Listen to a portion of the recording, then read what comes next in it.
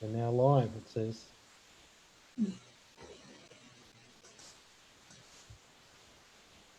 Now going.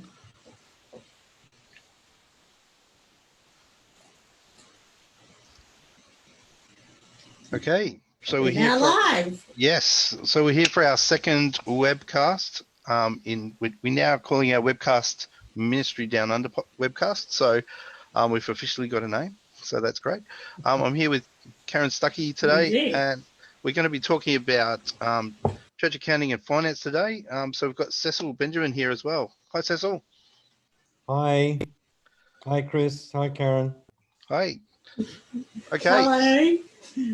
Yeah, Cecil's from Benkorp, and he's had plenty of experience in the church with finance, and having been ordained in the Uniting Church for quite a few number of years. Plus, he's had experience doing missionary work as well. So he's been an accountant for a while and has lots of business expertise and many hints and ideas. And he's joining us from Sydney. Welcome, Cecil. Hi, Karen. Hi, everybody. It's good to be with you. Glad to be able to share some of what we know and some of what we do with everybody, particularly in the churches. Our passion is to help churches with their finance. Fantastic. Now, I'm going to be completely honest. When it comes to finance or maths, my brain goes into freeze mode. I'm not gifted at finance or accounting, that side of things. So I struggle to turn with terms and so forth, and trying to keep up with what's happening these days with the government's changes and regulations. It's just a headache for me. So I'm going to keep this as simple, plain language as I can for me and some others. So that's okay. So starting with the basics of church finance, I guess now more than ever, church finances need to be more portable, since we're all working from, or most of us are working from home or, remote areas. How can churches do this? How can churches set up their financial office remotely when they're not working in the church office? Yeah, and this has been going on for quite a while. It's not just Corona affected. It's been going on for a long time. And we've been doing church accounts for like 20 years or more. And in a remote way, we've been working for the last 8 years. Once we changed to Xero accounting, it's made it much easier for people to be able to do their accounting remotely. So there may or may not be somebody at the church office. It doesn't necessarily have to happen anymore, because a lot of the transactional information, invoices and all of that kind of documentation is all sent by email or downloaded, and so can be centralized and fed directly into the Xero data file. So what we do is we help a church set up their Xero accounting system, and then because Xero can receive the documents, or the digital documents directly, then the person can work very remotely. The bank statements are downloaded automatically, and you can keep the accounts up to date like all the time, which is so much better than before anyway, because with the paper, you had to go somewhere to deal with the paper, pick it up or handle it or whatever. And then you had to, manually enter it and all of that. Now you don't have to do that. So most of the data entry, so to speak, is imported. So the bank transactions are imported, the invoices, the bill payments and all of that are imported. The only things that are done a lot up until recently is, the offerings on Sunday. We've got a special process. We teach people how to enter in the plate offerings and all of that. But now we're teaching people how to deal with online giving. So whether it's credit card or direct deposit or, direct payment to the church, that can all be handled directly in Xero as well. So in a really strange and ironic way, this is really good for church treasurers and bookkeepers because everybody's going to have to give or is giving online. So that makes it the portability that you're talking about, and paperless. It's all there. So we actually do, our company Benkorp does the bookkeeping for about 20 or 30 churches. Yeah. And we operate remotely. We never go near the church except, you know, for an occasional special meeting or something. But otherwise, everything's done online. Wow. Amazing times of technology. Yes. So you too can do it, Karen. Oh, I know. I can do basic. Yeah, we do our books on Xero as well. So yeah, it's very easy to use, and yeah, love that. Yeah. product. Yeah, that's Great program. and the treasurers. One of the things that we find is that treasurers, oh, I'm too old, or I've been doing it on Excel or some other system for a long time.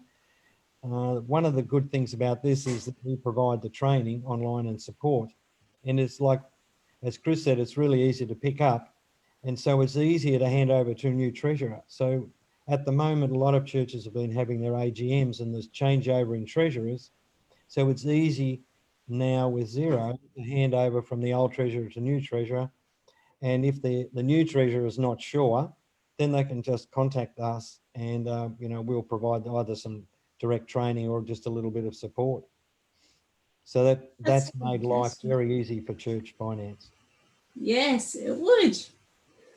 So once the churches have set up their basic system and they've got everything loaded, their balancing books, and one thing that came in, was it last year or the year before with the new payroll system? STP last year. Last year. How do the churches approach doing this payroll? Because it could be pretty tricky, and a lot of people get confused on how to do it. Well, and that's understandable because payroll is probably the most, when we find that's the most complicated area of an accounting system because there's so many variations. And so even with ordinary employees, that's non-ministers, you know, they might be paid differently, different hours, different days of the week or the month and all that sort of stuff. And then there's the ministers have special way of being paid. Now, Xero also handles this really easy. There's a payroll function in Xero. And most of our church clients do their own payroll. And so, you know, we teach them how to do that. So you have to set up the basics, the parameters of the payroll, like the payroll system, so to speak. What are the basics? And, you know, like superannuation, what super funds and where the money is going to come from, which bank accounts and so on. Then you set up each individual employee with the sort of the pay agreement, so to speak, of how they're going to be paid, hourly, weekly, monthly, or whatever, so that Xero can then work out the pay and their tax scale. Of course, you put in their tax details. Now, that's another benefit is when you load in their tax file declaration, you can automatically upload it directly to the ATO. So you don't have to fill out the silly form and put it in the mail, you know, the old pink form, and send that off. Now you just load it automatically up to the ATO. And that's one of the reasons why they're able to offer these new benefits, the stimulus package so easily, is that everything's already at the ATO. And at the year end, it's the same. And for STP, everything's uploaded automatically out of Xero, provided you're the authorised person, directly into the ATO. Yep. Now, for ministers, you're probably going to ask about ministers' payroll because it is a bit complicated. So most ministers get a basic stipend, and then they get a fringe benefit allowance, often called a ministry expense allowance or a non-cash benefit, which is treated differently because it's not taxed. Now, some churches and some denominations have different percentages of those two things, but that doesn't matter. You enter that information into Xero, and then you run do each pay run, and you pay the ministers according to whatever agreement is. One of the things that I need to say is that you must church must have a contract agreement, payroll agreement with the minister, or should with all employees, but with the minister beginning each financial year or every time they change pay. One of the things we find is that they say, oh, the minister's just got another 5% or whatever they've done to the payroll and that's that. That's not good enough. There needs to be an agreement, like a documentation of the payroll, because when it comes to doing the payroll, you need to be clear about what's stipend and what's non-cash benefits. And as you can imagine, that's really important, because then you'll start to talk about, okay, what can the minister claim and what they can't claim out of their stipend or out of their non-cash benefit. And so what can they claim for the church, you know, for like reimbursements and so on. So somebody actually asked me yesterday, oh, what about the ministers? He gets reimbursed for, you know, he's bought stationery or, you know, something for the church office. Is that included in his payroll? Well, of course it's not. But that's why how confusion can happen, because the minister's name can quite often appear on a lot of different things. So we have to be very careful. You follow that? Yes. Yep. Churches are using the expenses part of Xero much, or is it more the accountants doing things like that later? No, some are. It depends on how the minister does his or her cash benefits. Because some churches, because of the way it was set up when this first came in around 2000, you know, are still making the minister fill out an expense claim and all that sort of stuff for their non-cash benefits. Well, that's old hat. You don't need to do that. Never did, really. You can have, the minister can have a credit card, a special kind of credit card where you can't get cash. And so it's all managed through the credit card, or at least the minister should have a designated bank account so that it's easy to manage and easy for the minister to access and get a counter signature if they need. But the credit card system is the best. And there are some banks like Bendigo Community Bank that have a really good service for ministers' non-cash benefits. Really simple to operate. Most of the big banks do, but we've just found the community banks really simple, easy to deal with people. They sort of know what's going on because they're community banking. So you're talking credit unions, or you're talking Bendigo Bank, or what are you talking when Bendigo you're talking Bank, community? They've got an arm called the Community Bank. Yep. Okay, cool. But, the other thing I was going to say is, if people have got, we'd love to know what people are using for their finance systems as well. So put a comment in the comments if you're online, and yeah, we'd love to know. The chat box would be good. Cool. And fringe benefits is one big thing with pastors. What are some fringe benefits items that pastors can claim for? Well, the first thing that a lot of ministers have got to be cognizant of, you know, be aware of, is what does their denomination, does it have any guidelines? Because not all denominations are the same. Like, they don't all give the same percentage for the non-cash benefit fringe benefits, right? Some are 30, some are 50, and there are some churches that give 100%. So then what are the guidelines by that denomination about what can be claimed? And some of them have different sort of guidelines or rules, I suppose. But basically most things they can claim, especially if it's anything to do with their operating as a minister. So they'll have their things to do with entertaining, anything to run their own, anything they do to run their ministry. You know, all their car expenses, entertainment, all their internet, meetings, if they go travel, if they can justify that the trip is for something to do with ministry, you know, like observing or training or seminars or anything like that, all of that kind of thing.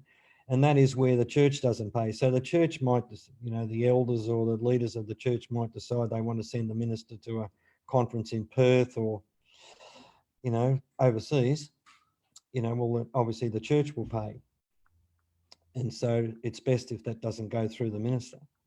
But if they give the minister an allowance, then it needs to be decided whether that's part of the fringe benefit allowance or it's an extra thing that they've given the minister to claim a reimbursement against.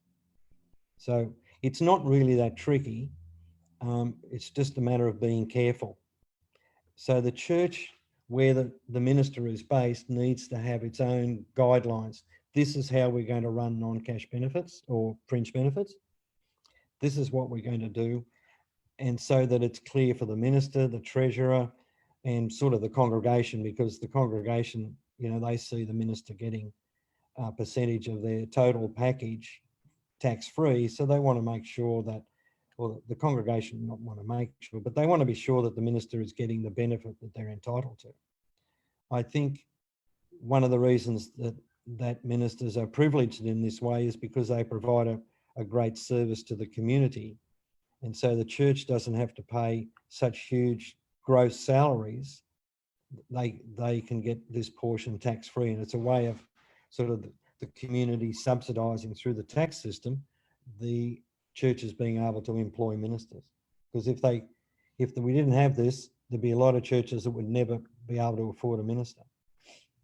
That's very true. So we encourage this. Like we always encourage the elders, the leaders of the church to really look after their minister by the way they package the salary and how they manage it. Make it easy for the minister to get the fringe benefit. Don't make him go through, or him or her, sorry, but don't make the minister go through too many hoops to get the money back. Claiming. That's why the credit card system is so good, because there's no hoops to go through.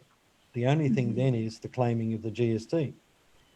So when the BAS is being done, the church can claim back the GST on what the minister has spent. And we have forms. You can go on our website and see we have forms for all that kind of thing. And so some churches choose to keep the GST themselves, or they repay it to the minister. Wow. Is that okay? Yeah, that is really good. That makes sense. Some great tips there. One thing that a lot of churches missed out or got confused with was when the Australian Charities and Not-for-Profit Commission came out, and churches were confused. Do I sign up with them? Do I not sign up with them? Can you explain why churches need to be signed up with them if they need to be? I think this is not directly ANC. I'll get to the ANC thing in a moment. But I think what's going on at the moment with the government and the stimulus package and the whole corona environment is that it highlights that churches need to do things properly. A lot of churches try to skimp and save and do things on the cheap, by not employing people properly, like especially the cleaner or the janitor or the verger or whatever they call those people in your church or in a church. We've just given them a donation and stuff. But now they can't afford to do that because they don't have as much money. But now they can't claim the new benefits, subsidies, because they're not on the payroll on the books. And the same for the ACNC. If churches need to register, because as Christians, we're meant to abide by the law of the land. And that's a requirement of the law of this land, is that all charities, including churches, must be registered. So it's pretty straightforward, really. You just go and register, go online and register. And that's pretty simple. And then you just have to file an annual return. Churches don't have to submit, an ordinary church doesn't have to submit, depending on the constitution, a set of financial statements every year. But that depends on the structure and the incorporation, how the church is actually incorporated. Certainly mainline denominations, they don't have to do that because it's all handled through the head office. But the individual churches all have to be registered with the ACNC. Yep, I was going to say as well, services like I run Go Register, and we use that register to work out if you deserve a charity discount or not. So that just gives us a yes or no flag to tell us if you're definitely registered, and that just gives us some assurity that you're not just looking for a discount for no reason as well. So I imagine other companies and stuff like Xero and so on that offer charity discounts would probably use the same register, and thought I. Yeah, that's true. we deal with churches directly, so it doesn't really matter to us. We deal direct. So we know churches. Yeah, well, most of our customers are churches or Christian not-for-profits anyway. So, Right. like, we just give them a discount through the door. So, Yeah, it's a good point. It's a good point. But I think the main thing, Karen, is that, you know, as Christians, we're meant to abide by the law, and we should be doing that in every area, including finance. The number of churches who come, you know, looking to set up their accounting system and so on, we say, oh, what's this cleaning expense over here? Or what's this hospitality expense? Or, you know, other sort of, they try and hide these things. And we find out they're paying somebody to do something. You go, come on, you've got to go on the payroll, you know. And now they're going, it's going to come back to bite them because they won't be able to claim any benefits. But in the first place, they should be doing it properly. And the other thing about that is that those people who are doing those odd jobs around the church, some of them are not odd, you know what I mean, they are paying reasonable sort of money, is they're not covered by insurance. So if the person falls over on the broom or whatever they're using, there's no way they're going to claim. And if the volunteer insurance finds out they're not really a volunteer, they're being paid, well, then they're going to get in double trouble. So let's all be doing things properly. That's what we encourage. So it doesn't take much for us to talk with the church, the treasurer, and so on, and help them to realise, yeah, we really do need to be doing the right thing. And so we're really happy when people do change and realise it's best to do things properly. And the other thing is it makes the bookkeeping and accounting much simpler, because when you hand over to the new treasurer, you don't have to say, oh, Mary and Fred, they get everything for free, and this one's done this and that, you know. So let's do everything properly. Yeah, and it would be great for treasurers to actually touch base with you, because some have been doing it for 10, 20 years and just done it the same way over and over again without realising there are new Yes. rules and guidelines and money that they can get access to. Yes. Like with the coronavirus, so everything that's happening now, how can a church benefit with what the government's handing out and making available right now? Well, the first thing I can recommend is that people look at our website, benkorp.com, and go to the blogs. We've written up 2 blogs just very recently, updated last night, on how the churches can get in touch with these benefits, what benefits are available and how to claim, and to figure out how much, well, you don't actually claim, but how much you're going to get. So the first thing to realise is that churches are included in the package.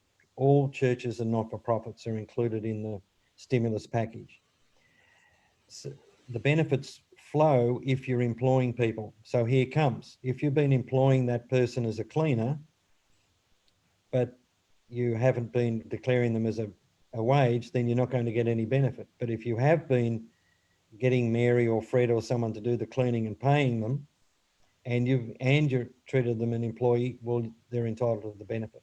So that the benefits go to the employer, that's the church, not to the employee. This is the cash boost. And the best thing to do is to look at our website or go to the ATO, but there's a link on our website to the ATO page that's specifically about the cash boost. That's the first part of the stimulus package that's been announced in 2 parts. And the last part was the weekend before last. And so we've just finished updating on that because it takes a while to get through all this stuff. It's complicated. And you'll see in our post yesterday, there's actually explanation of how to do it. Plus, there's a link to a calculator. Now, one of our Xero associates developed a calculator which has sort of been approved and been really well tested. So you can put in your PAYG. This is the church we're talking about. You can put in your PAYG that normally goes through on your BAS, whether it's monthly or quarterly, and it will help you calculate your entitlement. Wow. So the entire, yeah, it's great. It's been really It's good. good. Until that, we were doing it manually ourselves, and I'd worked out sort of a formula, but Yep. much better when you get an instant thing, calculator. Is It that is. blog? Is that blog post the post you've just put below in the comments? Is that the one? The cash boost one on the Benkorp website. I'm Maybe assuming that's the one media you've just been load talking post, about. I think. Yep. Is it? One of the team. Goes Yeah. to our blog. Yes. Yeah. Yeah, That's okay. the one. Yes. Yeah. So that's down in the comments Janine's if our anyone media wants. person, and she's done that. Thanks, Yep. So fantastic. No, we've actually got a question in our comments. Patrick has asked, at our AGM, many churches got a bit confused during the financial report around depreciation. How we have a depreciation number on the books, but churches don't pay depreciation. Well, that's a good segue too, because we did a post just recently on this, because it's with the AGMs and churches doing their finances. It has become an issue. We didn't realise it was such an issue, because we've been doing some startup, starting from scratch, and the church has fixed assets and depreciation on the books. Well, the first thing is, for a church, you don't need to do that. There's no point, because churches don't pay tax. The reason companies have assets and depreciation is because they can't, in a company, you can't write off an asset straight away. Although under the new rules, they're quite flexible, up to 50,000 or something, 100,000 they can write off. But churches have no real reason to do fixed assets and depreciation. So that's the first thing.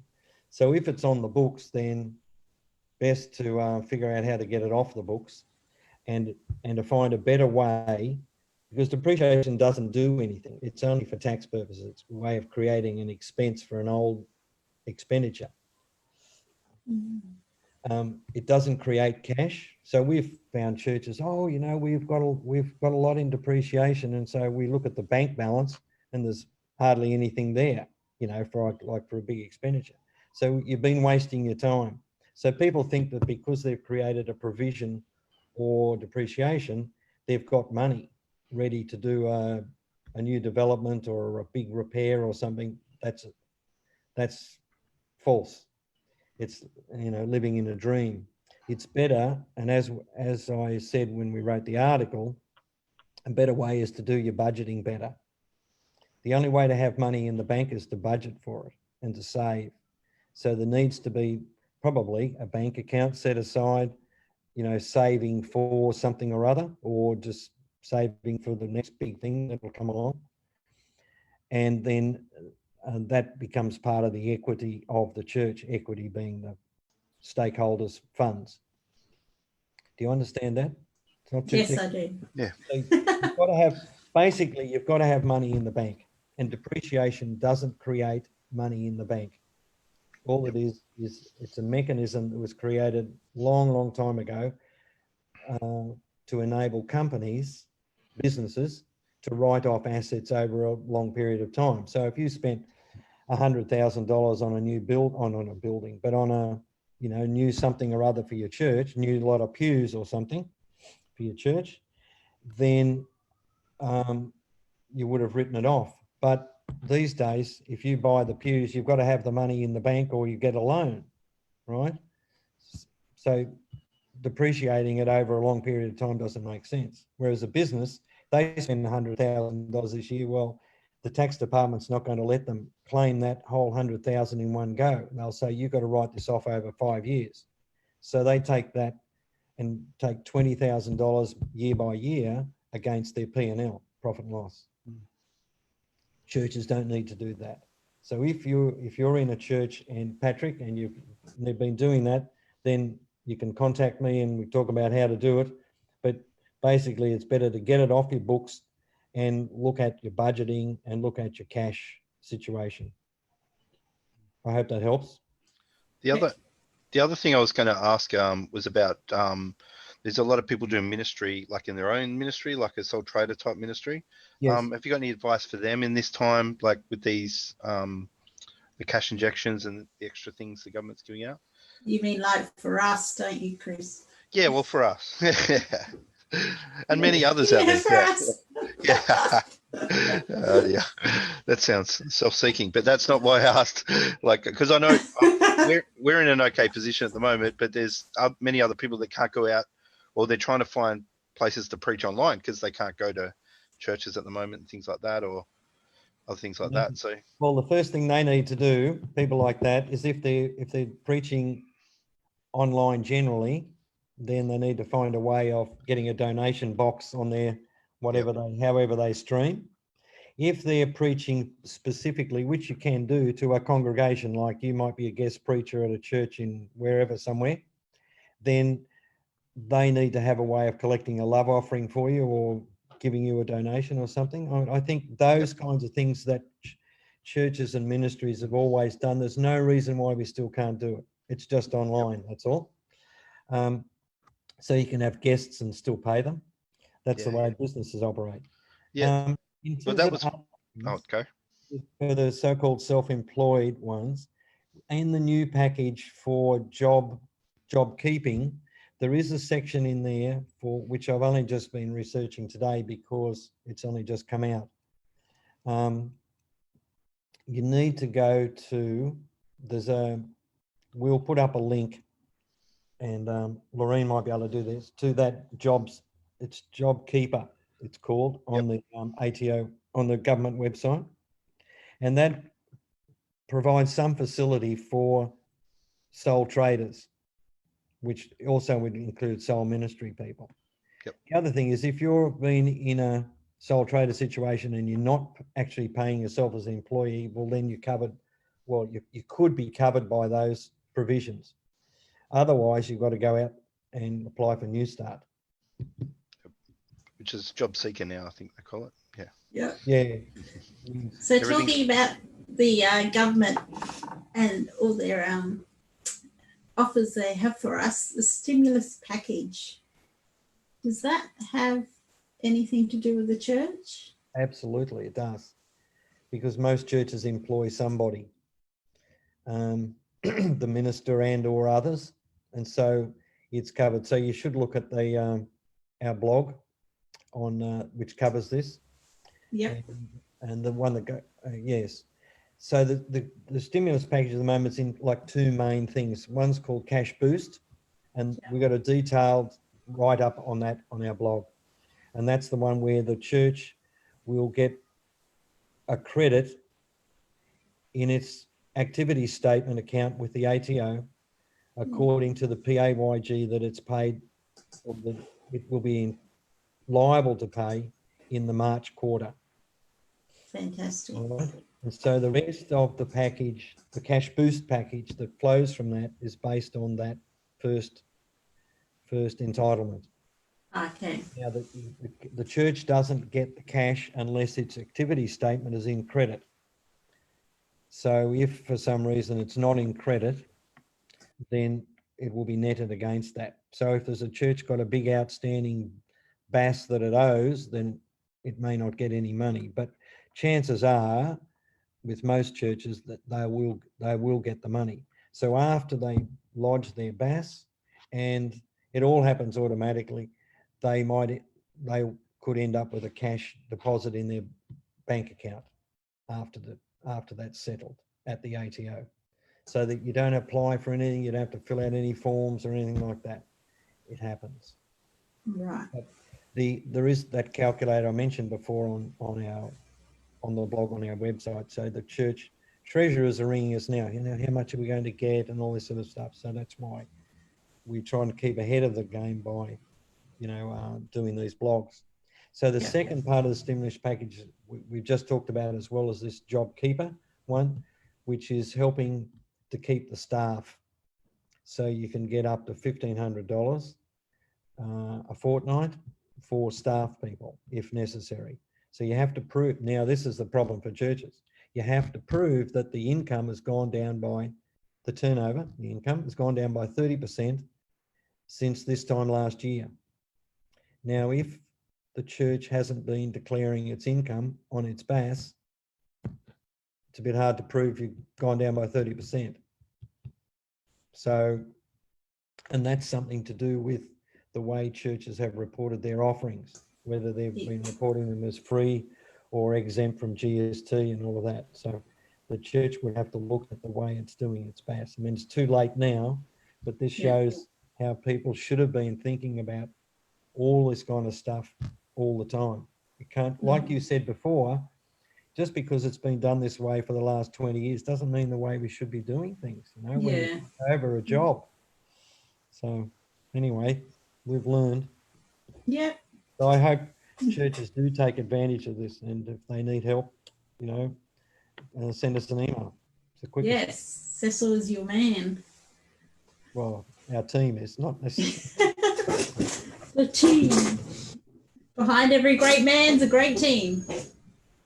Well, my wife and I have got a good team. It's our business, Jeanette Corporal, my wife. It's our business. We've been doing this for 25 years. We were pastors together, so, and we've got a good team with us, and we're here to support churches. Yeah. Sure. And Cecil's business is like mine and like Chris's. We all work from remote areas, so we can help you from wherever. But yeah, Cecil and his team, contact them at Benkorp. The link is in the comment section under this streaming post. And yeah, they'll be able to help your church to come out in front financially in following biblical guidelines and the laws of the land and having God's favor over each one of you. So please do contact Cecil if you do need help, and send your treasurers his way if they need training. Thank you, Cecil. Terrific. Thank you, Karen. Thank you, everybody. I hope it was helpful for you. As I said, if you need anything more, just send us an email, give us a call. Will do. Thank you. Thanks, Chris. No worries. We'll see you next time. Okay. Okay. Bye. Bye.